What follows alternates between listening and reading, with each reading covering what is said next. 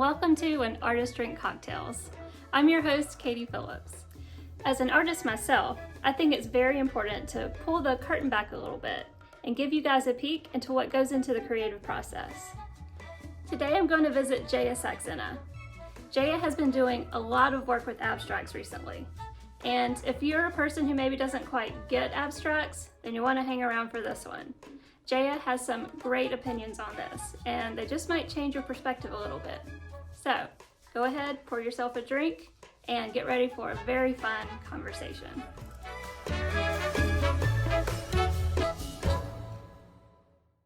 Katie, how are you? I'm great. Thank you for having me over to your home. Oh, you're most welcome. Welcome to my studio. Yes, it's beautiful. Thank you, thank you. So I'm at the home of Jaya Saxena, and she is a wonderful artist who I have known for about 2 years now, I believe. Think so. I think that's about right. Yeah, that was about right. We met at Spotlight on Art. That's right. That's right. We just kind of ran into each other. I know, and all of those shows are canceled this year. It's such a bummer. Oh, I know. So disappointing. Yeah, but hey, now we get to do fun interviews. Fun things, yes.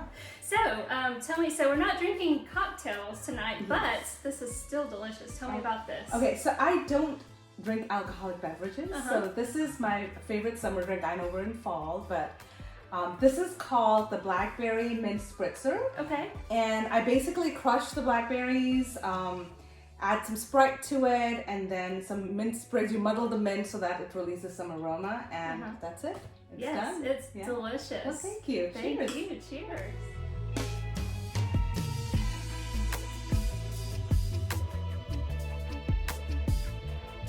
Look at all this art. It's so inspiring.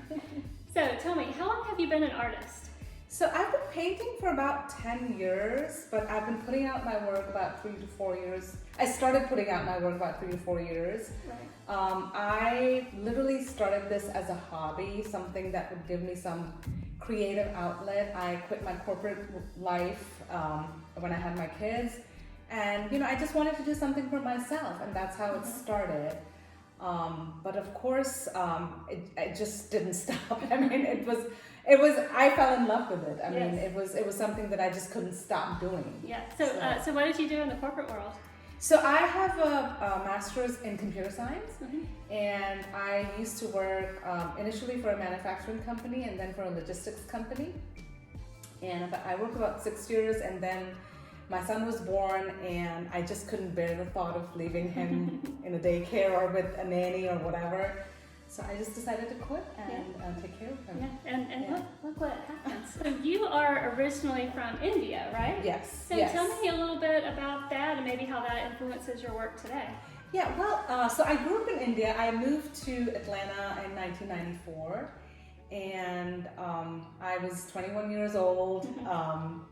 Went to graduate school, did all of that. But I think because I grew up in India, my love for color, my passion about color, I think comes from there, because if you visited India, if you've ever seen any pictures even, you would know that India is a country full of vibrant color. All the monuments, the clothes, the art, everything, it is very colorful. So I think my passion, my love for color comes from India.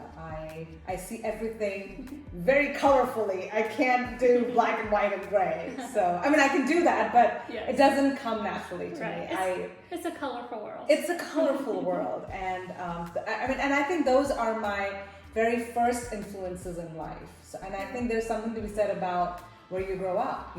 So tell me, how has your art evolved over time? So my earliest paintings, I would say my first teacher was Van Gogh. My husband and I, we went to Amsterdam for our honeymoon, and that was the first time I ever visited Rijksmuseum, and I just couldn't stop staring at those paintings, by Van Gogh. So I came back, and gradually, as soon as I started painting after my son was born, I would, copy each stroke of his, the colors. I learned how to mix colors and all of that, looking at his paintings. And over a period of time, I started with landscapes and florals, and then I started gravitating towards abstracts. Yes. In abstracts, I feel like I have this complete freedom to to sort of explore colors, explore composition in a way that you're not tied down to making it look like anything. I'm liking abstracts more because it is completely open to interpretation. Yeah. So I can paint something as an artist, but as a viewer, you may connect to it in a completely different way, and that's totally fine because you're looking at it. Yeah. And I feel that that's a deeper connection as compared to some representational art that I make. I feel like an abstract has a much more deeper connection with the viewer. Yeah. So I feel like, I mean, I still do figures and florals and landscapes and all that, but I think I connect most deeply with my abstract work. Yeah. And I enjoy that the most. Yes. It comes easy to me, I think. And it's almost like the viewer sort of plays an artistic role as well. Absolutely, you're so right, Katie, because I feel like it's a partnership, Yeah. you know, of sorts between the artist and the person who's viewing the art, because you're connected. You're Yeah. connected with the art. Yes. Like that. Very cool.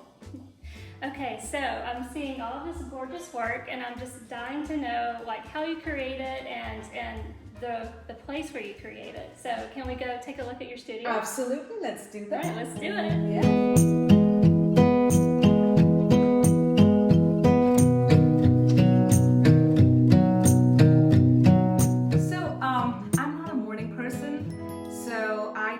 Start in the afternoon. My morning hours are spent doing my IG and Facebook and all of those things that we artists have to do. So I start with that in the morning, and then I literally get to my studio only after lunch.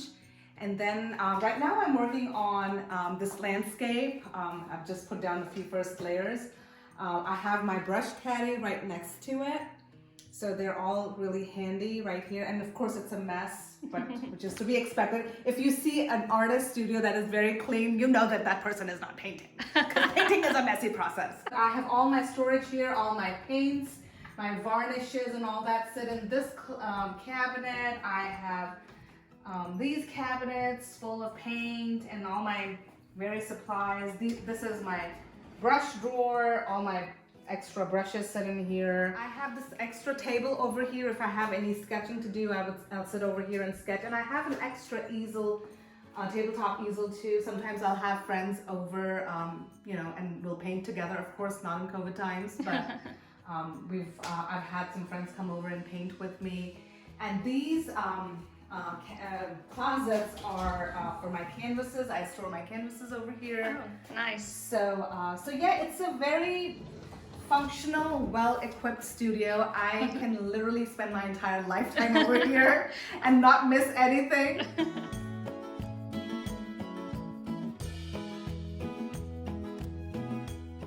So I love your abstracts, and I noticed that you incorporate a lot of mixed media pieces, especially papers and words. Yes. Walk me through your process. So the way I start an abstract is the first thing that goes in my head is the color palette. And that color palette could be literally inspired by anything. I mean, I look at representational work and I'm like, God, that color palette looks so fantastic. I should use it in my abstract. So I mean, it could be anything. It could be outside in nature that I see something, you know, two colors together and I'm like, oh, I've never done that before. So, you know, it can be anything. It could be like a pattern on a wallpaper, you know, that I see somewhere.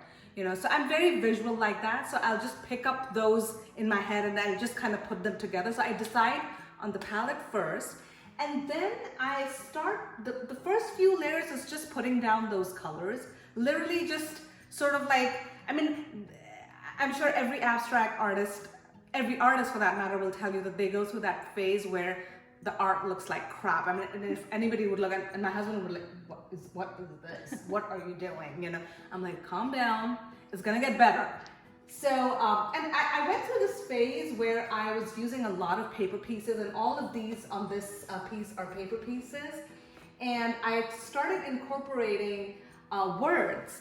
And the way I choose words, I always choose something that's inspiring. And at the moment, I feel like, oh, I feel like this. So in this painting, it says soar. And I thought that, oh, it's like, you know, you kind of take off. You take off, and it's almost like it was symbolic of my art journey that it kind of took off, even though it wasn't planned like that. So I always try to pick words that are inspiring, that are motivational, like, and my goal for every abstract that you see is pretty much, you know, it has so much stuff going on that every time you look at it, you go, oh, I didn't see this part, or I didn't see these marks, I didn't see this paper in this before. So basically, it's just a lot of things put together to make it look a little cohesive. And the words stand out because you see them every time. And, you know, even when I, you know, pass by my gallery here and I'm thinking, oh, sword, yeah, why not?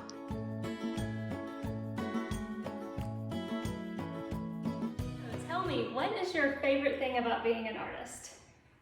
I think the favorite thing would be that I get to do this every day, you know, that I get to live a life where I can paint every day, express myself creatively. I think that is such a gift in itself. Yes. I'm very grateful for that.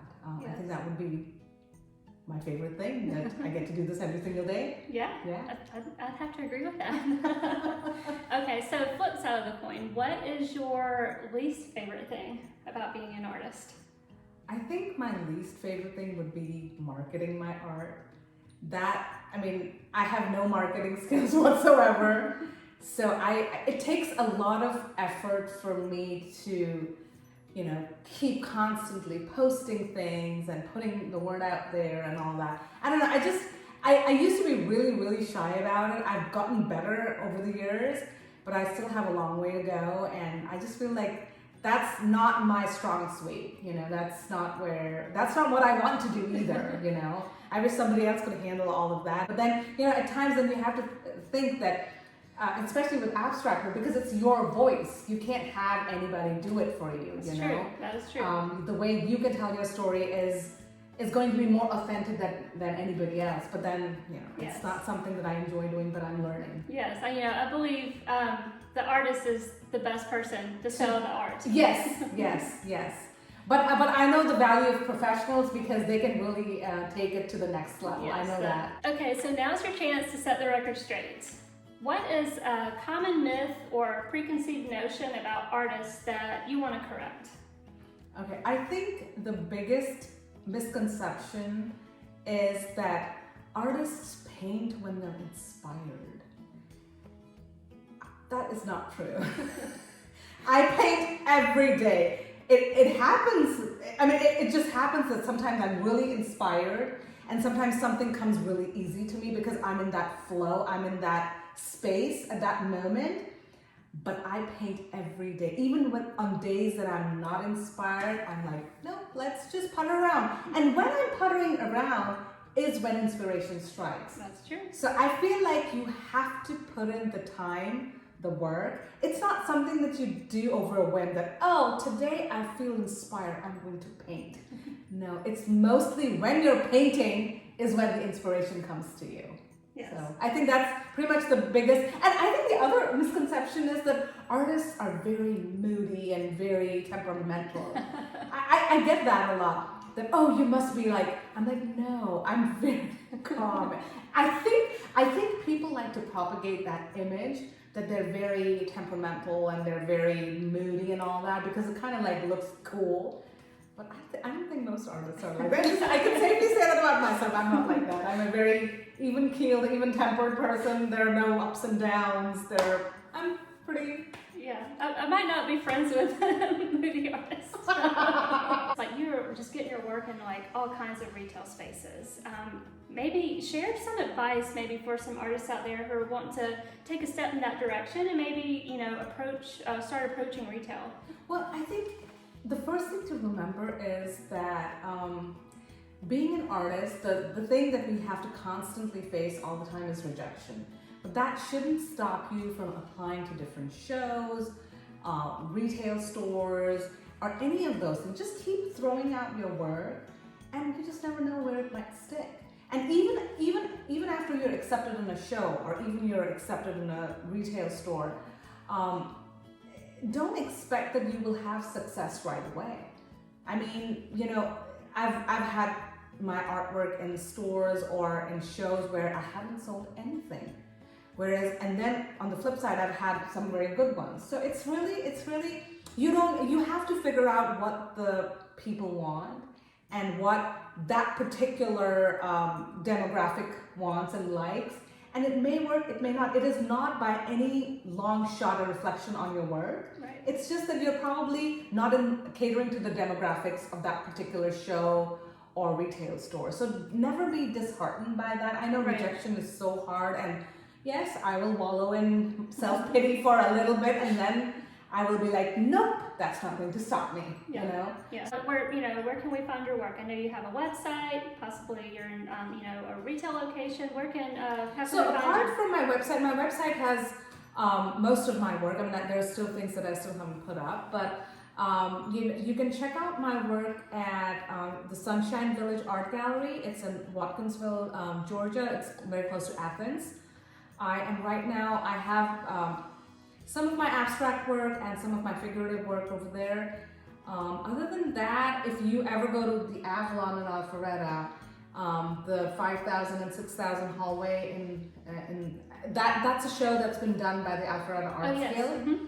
So I have paintings over there, and most of the galleries and shows got canceled, so I don't have too much work out there in the world other than the world I show it to on Instagram and Facebook. Right, and your website is? And my website is jayasxenafineart.com. And on Instagram and on Facebook, I am, again, same thing, Jayas Saxena Fine Art. You can look up that handle and you'll find me. Okay.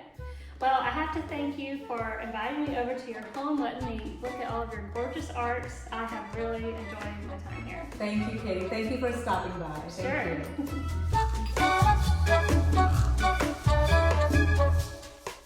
Join us on the blog where you can get more info behind our featured artists and, of course, those delicious cocktail recipes.